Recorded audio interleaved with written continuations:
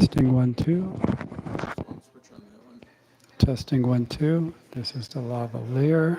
Check. And then I'll show you Okay. all the funny buttons. These are just minor adjustments. There shouldn't be anything major to do. Oh, and for streaming, for volume,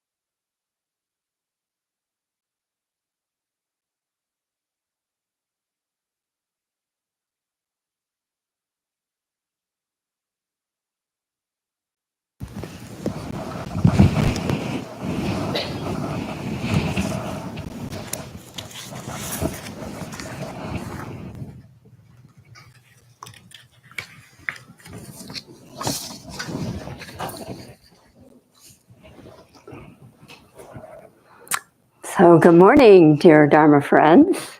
Welcome in from the 10 directions on this lovely, still sort of cool spring day, but the sun is shining. And it's a holiday weekend as well. So it's nice to see everyone here. Our Dharma topic today, our Dharma talk, is about commitment. I'm curious how many of you were here last weekend? Okay. So this helps me know how to introduce the topic a little bit better. Last weekend was a special service for those who had completed formal precepts study program and made commitment to following the path of Buddhism. So there were 31 precept takers last weekend. They took 3 refuges. We did 3 refuges today, and 8 precepts, and agreed to embrace the teachings of Buddhism. I'll explain a little bit more about those precepts later. So that in our religious tradition, in our Zen, Korean Zen tradition, is one step along this path of embracing Buddhist teachings. There are other types of commitments that people have made. So for example, when people are ordained as teachers, so Jagwa and I were ordained as teachers, there are additional commitments in addition to these 8 precepts. There's more precepts, and there are special vows that we take. And then Hajun Sunim, our senior priest, has received Dharma transmission. And what that means is her teacher, as a root teacher, passed along responsibility for care of the Sangha to her and teaching. And not only did she make commitment to extra vows, she was asked to promise to teach, not only for this lifetime, but for all lifetimes. That's pretty vast commitment, eh? And here she still is. Right. In your personal life, you know about commitments, because I'm sure all of you have made them. Some of you, it's a marriage.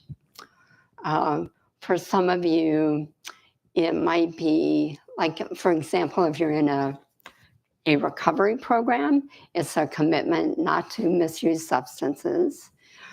For those who are students, you've made commitment to see this program through till you receive your degree, and so on. So it's a topic that's relevant to all of us. So today I'd like to talk about what does commitment look like, and also once we make a commitment, how is it that we can keep those commitments?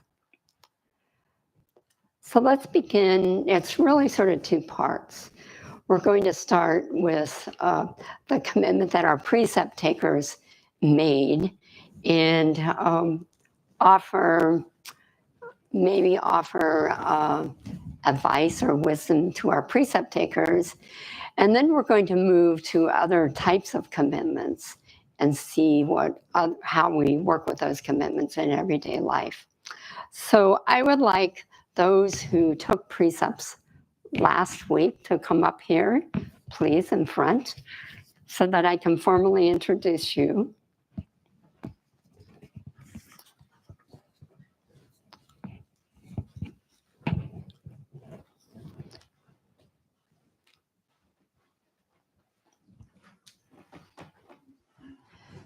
So a good representative sample.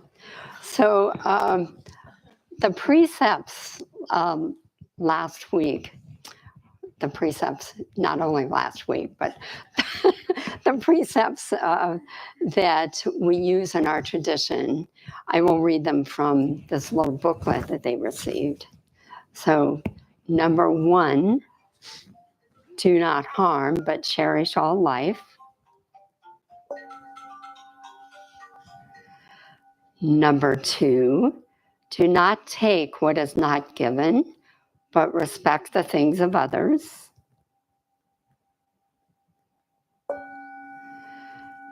Number 3, do not engage in sexual promiscuity, but practice purity of mind and self-restraint.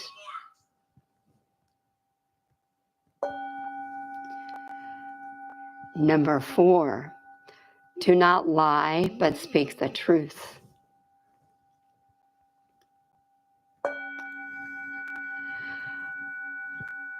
Number 5, do not partake in the production and trading of firearms and chemical poisons that are injurious to public health and safety, nor of drugs and liquors that confuse or weaken the mind. Number 6, do not waste, but conserve energy and natural resources.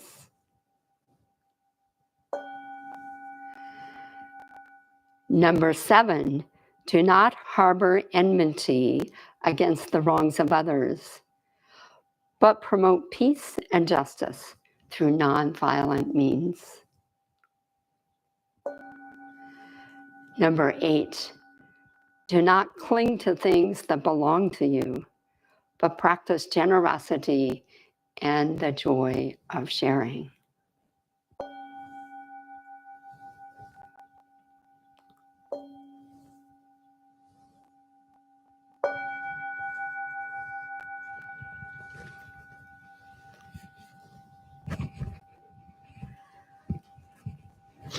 So our precept takers agreed that they would try to follow these moral guidelines. It's expected that it will be a lifetime of effort to do that. And they received this booklet, they received some beads, and they received new Buddhist names. So now I would like the precept takers to introduce themselves. We do have some people also who have renewed their precepts, recommitted. So we'll start over here. What is your secular name? Street name is Adam and Samadhi. So we can help them keep their precepts by remembering their names. So let's all say that. Samadhi. Let's see. My Buddhist name is No Zhang. It's I renewed my precept, so I didn't get a new name, but No Zhang. And then my street name is Mark. No Zhang. Let's go back. Yeah, let's go back to the beginning. The meaning of your name, please. Samadhi means concentration. All right. And already I strayed from concentration by forgetting to mention that. Okay. Okay. On. Yeah. Again. No difference between young and old. Oh, no difference between young and old. Uh-huh. I am Sambodhi, street name Alex. Sambodhi means perfect universal awareness. Somebody. My street name is Michael, and my Buddhist name is Samgui, Samgui. which means 3 refuges. Uh-huh. And I see we have Samun. Samun means mendicant who has renounced the world, and my normal everyday name is Vince. Right. Samun. So, and I am Ma'um. I renewed my precepts also in celebration of taking the precepts 20 years ago. And Ma'um means mind, heart. Ma'um. So think it's interesting when I think about my precepts family 20 years ago. Not so many of us are around the Sangha anymore. So you're familiar with Magamak. Some of you know Maji, Ma'um, Marpa, who we don't see very often. But that's about it. So it raises the question of how come? Because there were about 30 people in my class too. Where did they all go? So did they lose commitment? Maybe. Or maybe they just transformed their commitment into something else. So we would hope that our precept takers can benefit from staying on this path. So those who've taken precepts in other classes, we ask that you offer any discoveries that you have about remaining committed. So anybody, just please stand up if you want to offer suggestions. Say your name, what it means, and articulate what your discoveries have been. Yes, please. Microphone. Do you want to do it? Sure. Move left.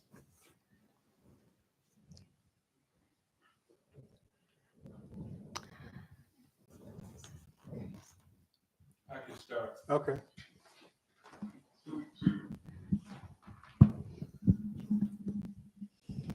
Congratulations to the precept takers and holders.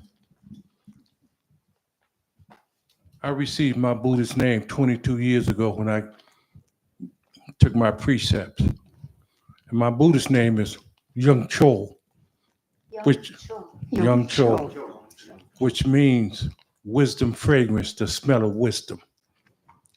And what I learned here was, I can't even describe what I learned here. I can only live what I learned here. But I think the first precept is the foundation for all precepts. Do no harm, but cherish all life. And they're not just talking about, in my practice, human life. They're talking about animals, insects, plants, fowl, fish. I cannot willfully harm anything. And I learned that here. And we spoke earlier about commitment. I'm committed to living according to my 10 precepts that my teacher presented me in 2003. I'm committed to my marriage. I'm committed, as my own pointed out, to my recovery. I've been sober for 48 years, and I have a commitment to them 12 steps and 12 traditions of that program. And that program led me here to the Buddhist temple. Because step 11 talks about prayer and meditation. You all showed me how to quiet my mind, silence my tongue, and still my body. So I too will know the joy of meditation and the sweetness of surrender, complete surrender. Thank you. Love you. Love you too.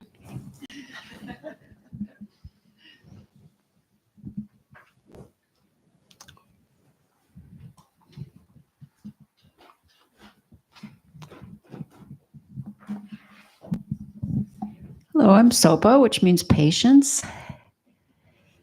Sopa. Simple advice I would say is to read over those Eightfold Path that you committed to on a regular basis.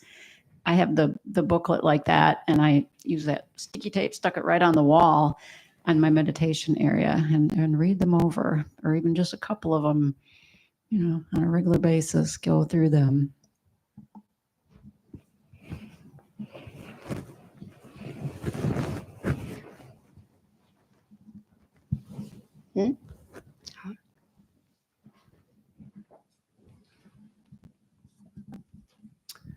My name is Irwan, and I think I took my precepts around 1990. I forget. I have a lot of involvement with the environment in terms of our farm and several environmental groups in Ann Arbor and in Chelsea.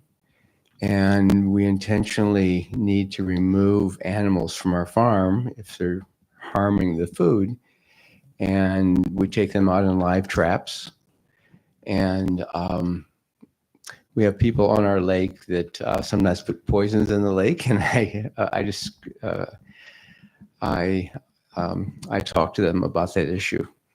I don't change their minds, but I talk to them about that issue. So I've enjoyed many years of being Buddhist. And since I moved to Chelsea, I haven't come. I don't come here that often. Erwan.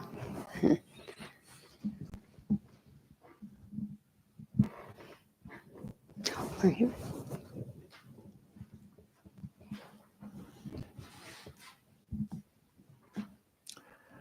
Hello, everyone. My name is Sanong, which means farming in the mountain or mountain farmer. I'm from the San class, which was 26 years ago.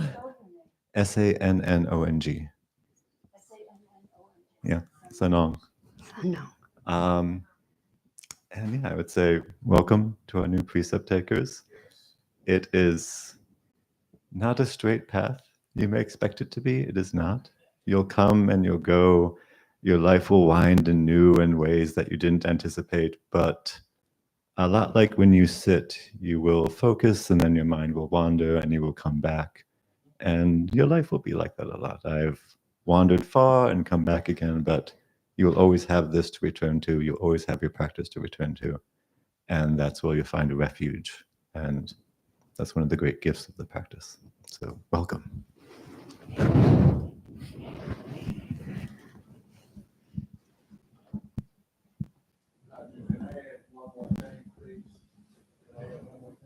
Sure.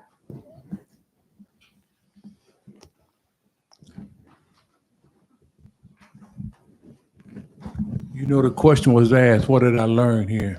I learned by living according to my precepts. It's a natural, authentic way of living as a human being in a human world. It's just natural for us to live according to them precepts. And the precepts reminded me to remember my true nature. Thank you.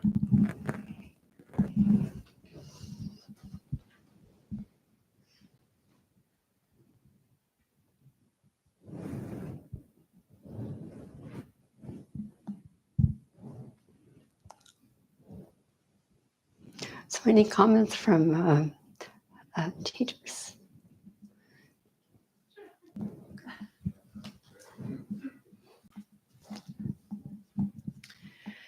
So my street name is Kelly and my Buddhist name is Jagwa. Jagwa. Jagwa, and it means my fault, my misdeed, ?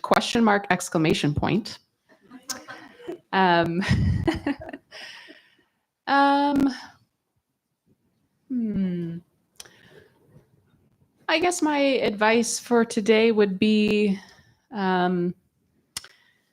finding the way in which living according to precepts is a joyful and loving practice, because it is a practice of self-examination.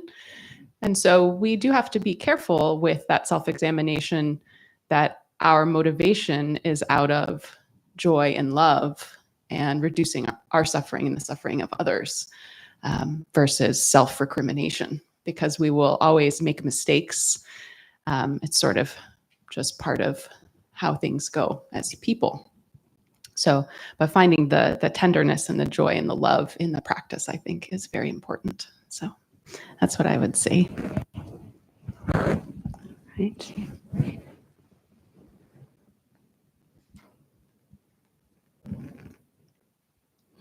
Any other comments? All right. So let's move to part 2. Oh. I just have to comment because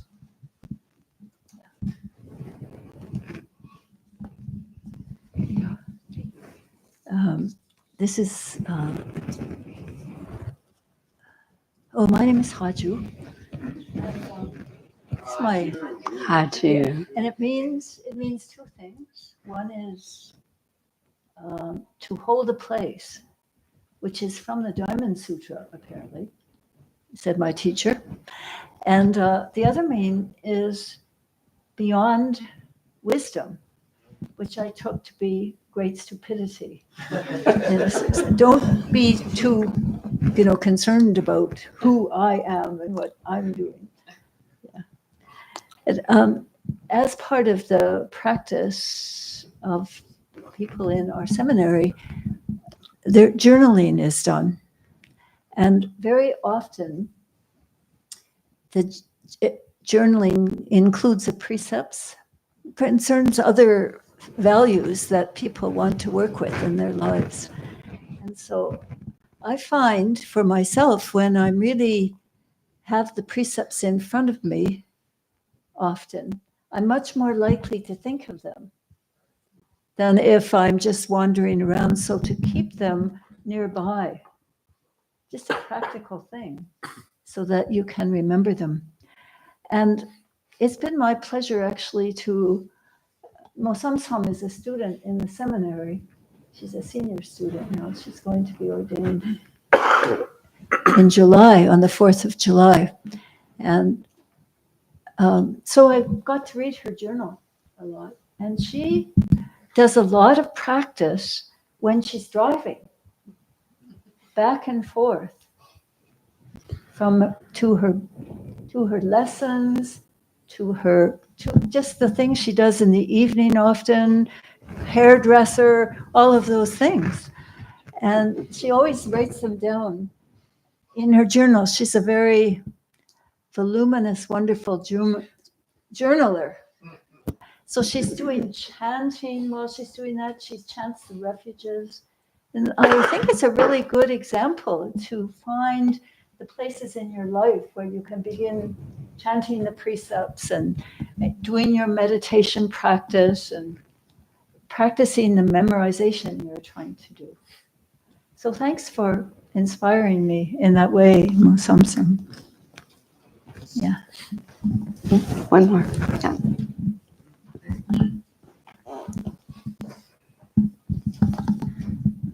So I took my precepts last year, and my Buddhist name is Ilgi, but I'm not sure I quite understand it.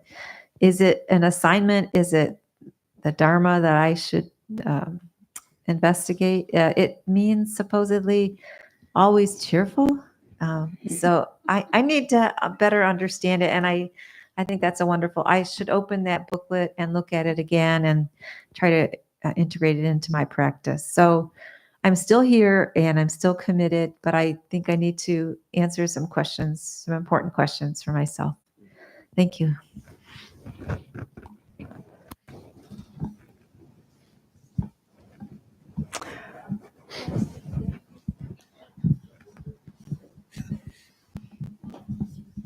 Yeah. The Buddhist name is not intended to be straightforward. This is the name. We say, first of all, there's that first name, and you wonder, what is this? Almost everybody thinks that. And then you work with it. You work with your precepts. You work with your life. And then there comes what they call the secret meaning. It starts to appear to you. And then there's a third level, which is the kind of this ultimate reality, essence that the name embodies for us. But it's a case of just throwing ourselves into our lives with the precepts. Yeah. So just keep wondering about it. Yeah. Okay, so now I invite our precept takers. You can go ahead, sit down, be comfortable again. And thank you. And then let's move this conversation to part 2. Precepts are a type of formal commitment, a formal religious commitment. We have other commitments in our lives that we can look at from a practical point of view. and learn from each other as to how we keep commitments. I'll start with an example for me. Currently, I am working with this commitment that I have made mostly to myself. It's like I've not written it down or anything like that, but to remain here for the next 2 years to foster our leadership transition. This is not always an easy thing for me to do. I do find it is helpful to remind myself why I have made this commitment, to keep coming back to that. So that is one sort of strategy for keeping commitment. I also wanted to offer from the Tibetan tradition, they have what they call 3 commitments, but these really are sort of motivations for keeping a commitment. So the first is refrain from harm. And so this refraining from harm, an example might be just noticing what we do or say. So when I find myself making a lot of complaints, criticizing, judging people, that's creating harm, even though I may not say those things out loud, which I try to refrain from saying them out loud quite a bit. It's still harm is occurring. It may be my own inner turmoil. I also find myself creating escape routes from my commitment. So my escape routes might be, I'm going off to an Airbnb for a few days, or I'm going to walk around the neighborhood looking for apartments to move into, this kind of thing. Yeah. I do that. So refrain from doing harm. That's part of my motivation for keeping the commitment. The second is helping others. And this means caring for all others, even those I don't like. So this is recognizing other people's humanness, responding to requests for assistance. Email, like a lot of requests come into the temple, some by email. It's easy for the email ones to blow it off or put it aside when I don't want to deal with it. But it's important to respond and not to make assumptions about why that request is coming in. And the third commitment from this Tibetan tradition is embrace life as it is. This is called the Samaya vow. So without judgment and keeping an open mind. So this one, I mean, the world exists in and of itself. It's not good or bad, but how we respond to it is what can be non-embracive if we reject it in some way. Nothing's really wrong with having opinions and views, but it is important maybe to cultivate a sense of openness about that, to know that my opinions and views are not the only ones, because this clinging is where we get into trouble with our attachment to our own self-identity and our own ego. So these are just 3 ideas for reflection on how to keep your commitments, to examine the reasons for the commitment, including not harming, helping others, and embracing life as it is. So now I invite you, let's see, I wrote down a thought question. We probably only have time for one, and we'll pass the microphone around again. So what are you currently committed to in your life? And what is stopping you from fully living your commitments?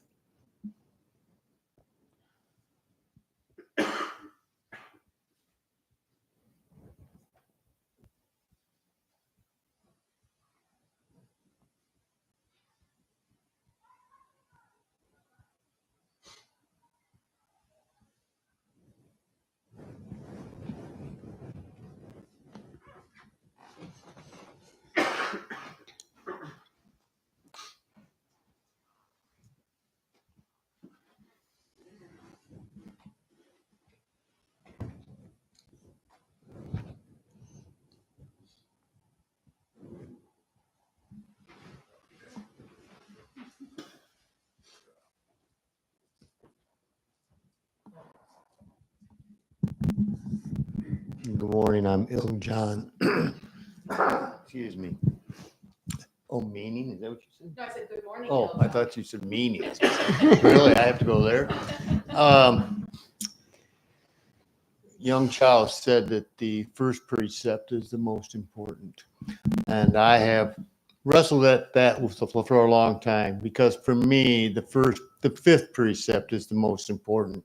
Because without my total commitment to the fifth precept, which is the one about not abusing drugs, chemicals, et cetera, I would not be able to even begin to fully fulfill the first precept. So my commitment is to the fifth precept, and it takes practice on and off the cushion every day.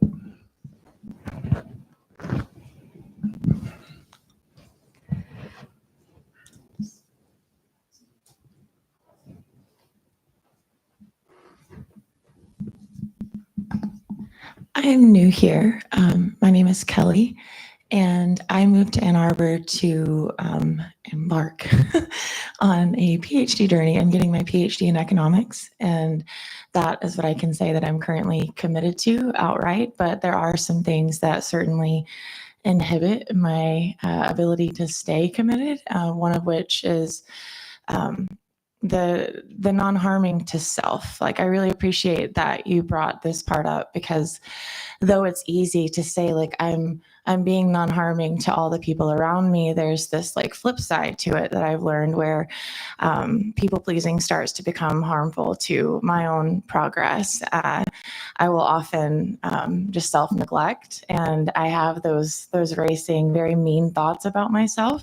I'm not good enough. Why am I here? Et cetera, et cetera. And so getting kind of trapped in that has been really difficult to stay committed some days, when it would just be so easy to say, I'm done. Like, I'm not good enough to be here. But the truth is, I'm here and I am good enough. And by continuing to have these moments of meditation and just to really lean into this practice, which I found myself here because of yoga. But that is the only way I have found that like allows me to stay grounded every morning. That is the practice. That is the commitment. And even though some days I wake up and the harmful thoughts are a little overwhelming, it's the idea that if I can observe them, how could they be me? So thank you all for being so open and inviting to the public, because I'm happy to be here.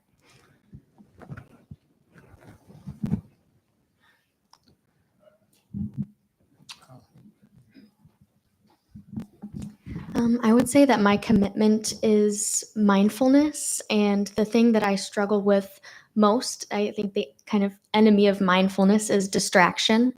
And having grown up in the age that I've grown up in, a lot of life is fueled by distraction, by media, by phones, technology, and that is what I usually am focused on trying to recenter within myself and my priorities, rather than letting the outside world skew that or take me away from what really, really matters to me.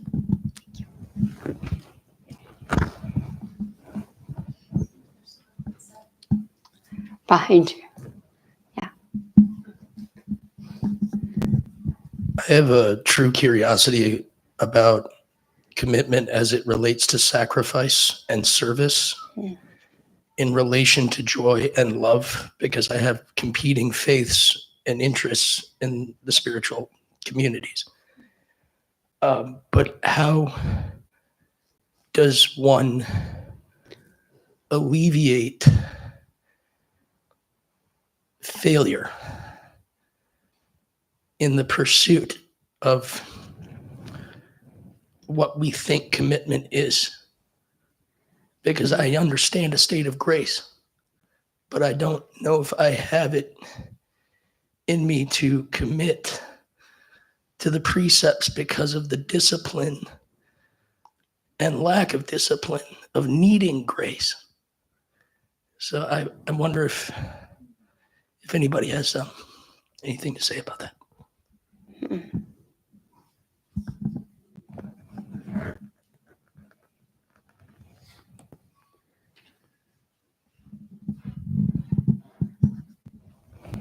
I wanted to respond to that, thinking about some of the things that we talked about in the precept class. And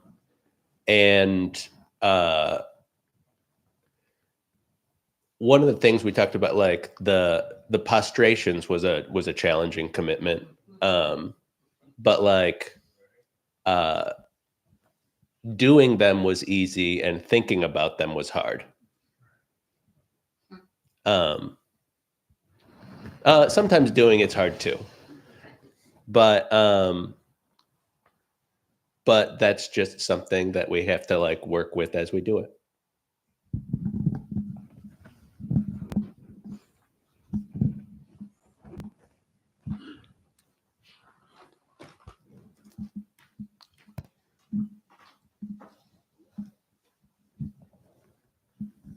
In response to the last gentleman, you were right.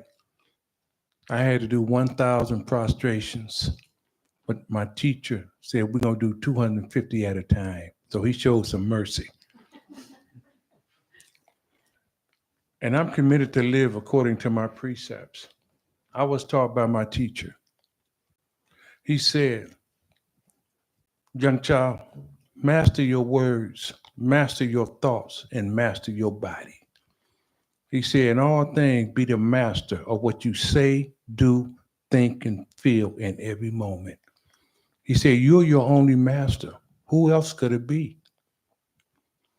And he went on to tell us that the greatest gift is the gift of giving.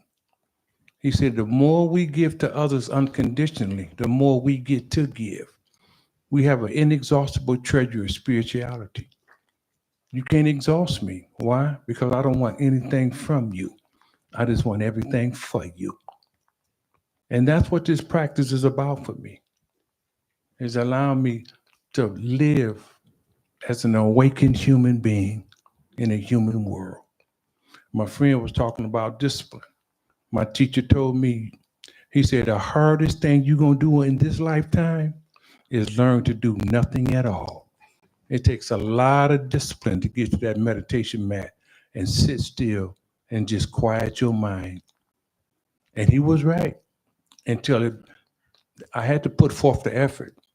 And then it became effortless effort, something I look forward to every day.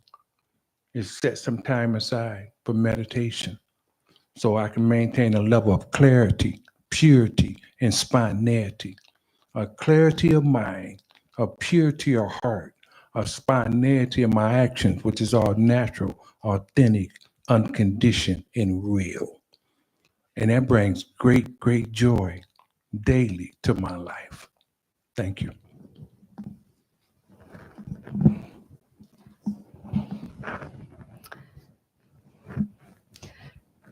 So in the back, probably time for maybe just one more comment. I'll make it quick, but just on the topic of discipline, when I think about discipline, I think there's kind of a paradox there in the definition of holding yourself to a set of standards, but also being gentle with yourself. And I think that the way to find true discipline and through meditation is to find that balance in between holding yourself accountable, but also giving yourself grace and being soft and not feeling shame or guilt when you don't live up to those, because we all know at some point that we're not going to live up to those exactly maybe how we want to, and it's a process. So I think finding that middle ground is like the key.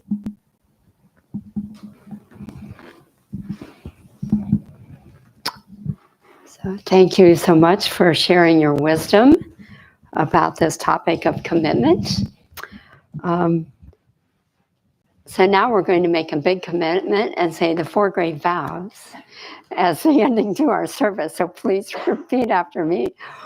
All beings, one body.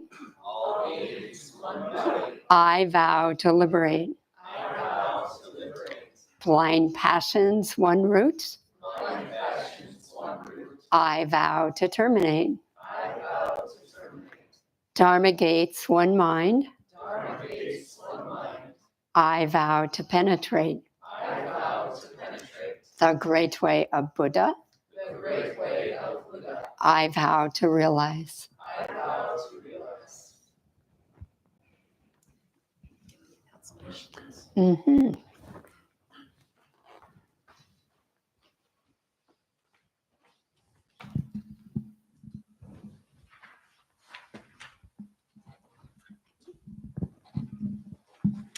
Just a few announcements for today, and good morning, everyone, again.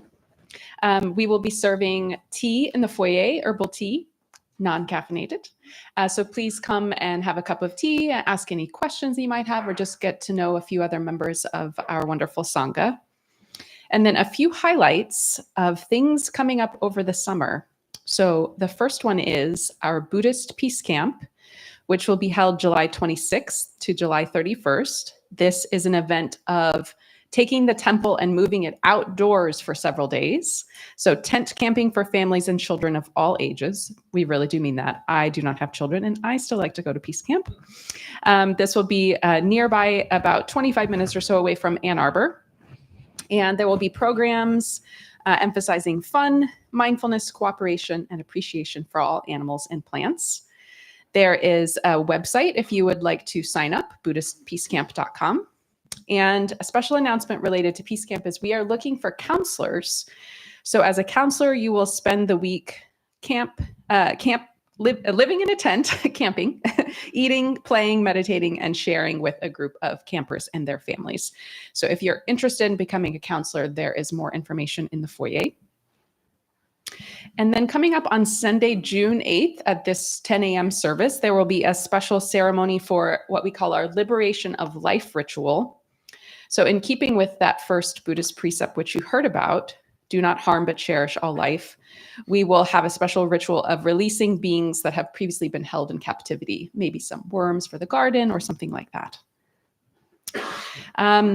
Coming up June 26th to July 7th, many of our teachers will be away from the temple to attend our annual organizational summer retreat and society meetings at our farm in upstate New York.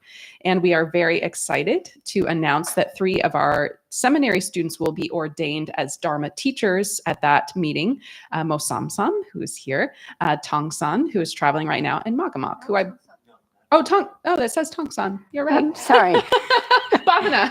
Bhavana. I was reading and I wasn't thinking. Mo Samsam, Bhavana, who is not here today, and Magamak, who I believe is also traveling right now. We have a couple of programs on hiatus for the summer, and that is yoga and meditation class. They will start again in the fall. Otherwise, we have regular Sunday service at 10 a.m., just like this one. And we have Together Action, which is a work practice period and a good way to get to know more of the workings of the temple and the people who attend here every Saturday from 3 to 5. You can just show up and you will be given something to do, usually working outside. And then we have a day of mindfulness retreat, Saturday, August 9th. This is 9 a.m. to 5 p.m., includes periods of sitting meditation, walking meditation, rest, and a delicious vegetarian lunch at midday. So if you're interested, you can sign up. And then we also have our temple stay program. So you can come for a short or a longer period of time and experience life as a resident here at the temple. Please speak to Ma'um if you are interested. And any other groups meeting today? Recovery Dharma? Recovery Dharma, keep it in mind the 5th precept. Yes. We'll be meeting at the new building right next door. Great. Any other announcements? Yes. Together action for about 15 minutes. In the backyard, mostly in the garden. So if you have 15 minutes before you need to be somewhere else, please meet in the backyard and you can do a little bit of work with us. The temple is entirely supported by your kind donations of time and money. There is a fishbowl in the lobby as well as a square if you prefer to pay by card or a PayPal link. So we appreciate your contributions to help keep the temple running. And then you heard some ideas already of ways to donate your time. So we appreciate any offerings that you have. I think that's it. Thank you so much. Oh, yes. Yeah, I would like to welcome one of our longtime members, Jen Pong, over here. She hasn't been able to get to the temple, and now she's here, and so it's a little celebration for us. Welcome back. Thank you. Thank you. Okay, thanks everyone.